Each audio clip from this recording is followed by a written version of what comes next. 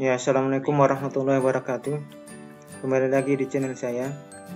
Pada kesempatan kali ini saya akan berbagi kepada teman-teman sekalian terkait dengan bagaimana menulis deskripsi diri Sherdos yang bebas plagiat. Namun sebelumnya mungkin saya minta teman-teman yang belum subscribe channel saya untuk subscribe. Jika sudah, baik kita lanjut ke video tutorial kita pada kesempatan kali ini. Ya, untuk deskripsi diri sini merupakan tahapan akhir dari Anda mengikuti sertifikasi dosen.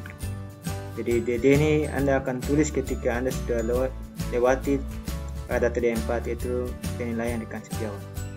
Dan di deskripsi diri juga banyak yang memang tidak lulus. Dan salah satu penyebabnya adalah kesamaan naskah atau kesamaan deskripsi diri, TD-nya sama, sehingga membuat peserta tadi tidak lulus. Ya, baik, untuk itu pada kesempatan kali ini saya akan coba berbagi saja pengalaman saya terkait dengan bagaimana supaya kita bisa menulis deskripsi diri agar berbeda dengan teman-teman yang lain. Oke. Nah, sebelum tips itu saya berikan, mungkin ini sekedar informasi terkait dengan di dalam deskripsi diri yang Anda harus catat atau Anda tulis. Narasi yang Anda tulis itu dibagi menjadi 5 unsur. Ada unsur pertama, yaitu unsur pengembangan kualitas pembelajaran, kemudian unsur pengembangan keilmuan, pengabdian kepada masyarakat, manajemen pengelolaan institusi, dan yang terakhir adalah unsur peningkatan kualitas kegiatan kemahasiswaan. Di setiap unsur sini memiliki beberapa pertanyaan. Misalnya unsur pertama, unsur A di sini, itu ada 5 pertanyaan. Begitu juga dengan yang B, 5 pertanyaan, yang C 5 pertanyaan, yang D 5 pertanyaan, dan yang E 4 pertanyaan. Di setiap pertanyaan dia memiliki bobotnya masing-masing. Contoh pertanyaan pertama, usaha kreatif, memiliki bobot yaitu 8 skornya. Dampak perubahan 8, disiplin 4, keteladanan 4, kita dibutuhkan terhadap kritik 4. Nah, di butir bobot sini yang paling tinggi adalah publikasi ilmiah. Publikasi karya ilmiah itu 18 skornya. Sehingga jika Anda yang memang sudah terbiasa publikasi selama Anda mengabdi di kampus, maka skor 18 ini mungkin Anda bisa raih dengan mudah. Sedangkan total dari keseluruhan nilai ini adalah berjumlah 100. Jadi data ini juga saya baru dapat dari sosialisasi dikti kepada asesor dan SD pelaksana. Lanjut. Nah, ini rambu-rambu narasi deskripsi diri yang dijadikan asesor untuk menilai.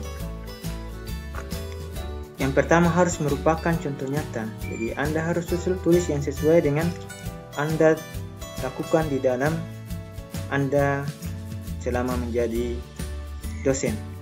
Jadi contoh nyata, bukan yang seharusnya ya, bukan yang memang harus seperti ini bukan, tapi dia merupakan contoh nyata atau yang memang sudah Anda lakukan. Kemudian isian di deskripsi diri juga harus sesuai dengan CV yang Anda usulkan atau CV yang Anda klaim di DSE. Oke, yang Anda klaim di dalam sistem tersebut. Setelah itu narasi harus minimal 150 kata. Jadi setiap pertanyaan tadi yang ada 24 pertanyaan tadi minimal 150 kata. Dalam 150 kata di situ tidak boleh ada gambar, diagram, rumus, dan tabel.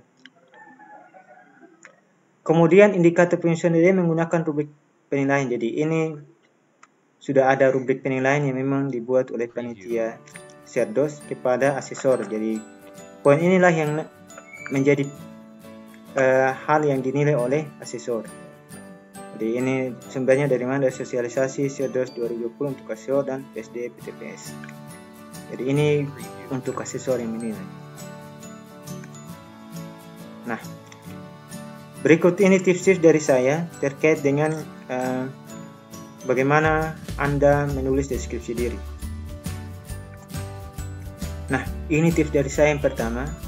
Jadi Anda harus tulis sendiri dan sesuai dengan CV. Ini saya menyesuaikan dengan hal yang dinilai oleh asesor, yaitu yang ada dalam deskripsi diri harus sesuai dengan CV. Jadi Anda klaim kegiatan seperti itu, ya Anda tulis harus yang seperti itu. Misalnya Anda kegiatan pengabdian mahasiswa, pengabdian kepada masyarakat untuk peningkatan ekonomi. Jadi Anda harus ceritakan yang terkait dengan peningkatan ekonomi tadi. Atau Anda pengabdian untuk pelatihan IT kepada guru-guru, ya, yang Anda ceritakan di dalam DD juga harus terkait dengan pelatihan IT kepada guru-guru tadi. Dan ditulis sendiri. Kenapa harus ditulis sendiri? Biar karena yang tahu Anda tahu Anda sebagai dosen itu Anda. Jangan sampai Anda minta bantu orang lain untuk menulis ini. Gawat nih sampai Anda membantu meminta bantu kepada orang yang menulis diri Anda. Padahal yang tahu Anda itu ya Anda sendiri. Oke. Kemudian jawaban harus relevan. Jadi ini nanti di setiap pertanyaan, nanti saya kasih contoh, setiap pertanyaan antara unsur itu jawabannya saling keterkaitan antara pertanyaan yang pertama dan kedua, sehingga dia harus relevan. Jumlah kata harus lebih dari 150 kata. Jadi di situ dalam kolom dia nanti di state, jadi nanti minimal kata memang sudah terbaca. Jadi kalau belum cukup 150 kata, maka sistem terbaca bahwa memang belum cukup 150 kata, sehingga Anda harus tulis 150 kata di atas 150 kata. Jangan pas-pas 150 kata. Ini saran saya. Jadi Anda harus catat atau tulis lebih dari 150 kata. Hindari klaim kegiatan yang sama. Nah, kasus ini juga banyak yang tidak lulus akibat mengklaim kegiatan yang sama. Kenapa? Karena ketika mengklaim kegiatan yang sama, di situ Anda bakalan menceritakan juga hal yang sama, sehingga nanti kelihatan bukti DD-nya mirip. Oke, sehingga jika memang dalam program studi saudara atau dalam perguruan tinggi saudara pernah melaksanakan kegiatan sama-sama, contoh melaksanakan penelitian sama-sama, disarankan untuk ketika teman Anda sudah ceritakan mengenai penelitian sama-sama kalian laksanakan, maka Anda jangan ceritakan hal itu lagi. Anda harus ceritakan yang lain. Itu pun juga dengan pengabdian. Ketika teman Anda sudah ceritakan mengenai pengabdian yang X, Anda tidak boleh lagi ceritakan pengabdian yang X, tapi Anda harus ceritakan pengabdian Anda yang Y, sehingga narasi yang Anda tulis di dalam deskripsi diri berbeda dengan teman Anda. Khawatirnya nanti klaim kegiatan yang sama, maka narasi kegiatan juga akan sama. Oke, sehingga hal ini yang saya perlu sarankan kepada teman-teman agar hindari klaim kegiatan yang sama. Jadi sebelum menulis deskripsi diri, ya saling bertanya kepada para peserta serdos, ya, sehingga hal ini bisa Anda hindari. Oke, ini tips saya yang singkat terkait dengan menulis deskripsi diri. Saya lanjut. Nah, ini contoh penilaian dari asesor. Jadi contoh khusus untuk pengembangan keilmuan. Di pengembangan keilmuan sini poinnya dari 1 sampai 7 ya. Jadi rendah 1 ini pas 1, 2, 3, 4, 5, 6 dan 7 tinggi. Yang paling tinggi yaitu 7. Jadi ketika Anda akan mendapat poin rendah saat jurnal yang Anda publikasi hanya pada lingkup perguruan tinggi Anda sendiri. Oke, satu karya ilmiah yang dipublikasikan pada jurnal lokal tidak terrealisasi dalam lingkup perguruan tinggi sendiri, itu poin akan Anda dapat 1. Tapi kalau Anda publikasi pada jurnal yang bereputasi, jurnal internasional bereputasi, maka Anda akan mendapat nilai tinggi. Nah, kemudian setiap pertanyaan yang ini khusus untuk pengembangan keilmuan, dia akan mirip dengan makna dan kegunaan. Di makna kegunaan sini Anda ceritakan apa yang Anda teliti, kemudian maknanya apa dan gunanya apa. Oke. Jadi kalau poinnya negatif atau poin 1 itu ketika tidak memberikan kontribusi pada pengembangan keilmuan Anda. Jadi penelitian yang Anda tulis harus berkontribusi terhadap pengembangan keilmuan saudara. Sedangkan poinnya 7 ketika memberikan kontribusi yang sangat besar dan signifikan pada pengembangan Anda. Setelah itu dia juga berhubungan dengan yang pertanyaan berikut, yaitu usaha inovatif atau pertanyaan ke-8. Yaitu dia rendah ketika tidak menghasilkan gagasan baru bagi pengembangan keilmuan atau keahlian Anda. Tekan dia tinggi yaitu menghasilkan gagasan baru bagi pengembangan keilmuan atau keahlian Anda. Jadi kalau tidak ada gagasan baru sama sekali maka nilainya akan 1. Kalau ada maka nilainya 7 atau yang baru. Jadi di sini ketiga pertanyaan ini dia saling berkaitan khusus untuk menulis jawabannya. Sehingga tadi yang saya bilang dia harus relevan antara pertanyaan yang satu dengan yang lain. Oke. Lanjut. Ini contoh lain di pertanyaan pertama kalau tidak salah, yaitu usaha kreatif. Jadi ketika Anda akan mendapat poin rendah, ketika tidak mampu melihat dan melaksanakan berbagai peluang untuk perubahan dan perbaikan dalam berbagai aspek pelaksanaan pembelajaran. Itu ketika narasi Anda yang tulis tidak ada hal ini, sehingga dia mendapat poin 1 nanti.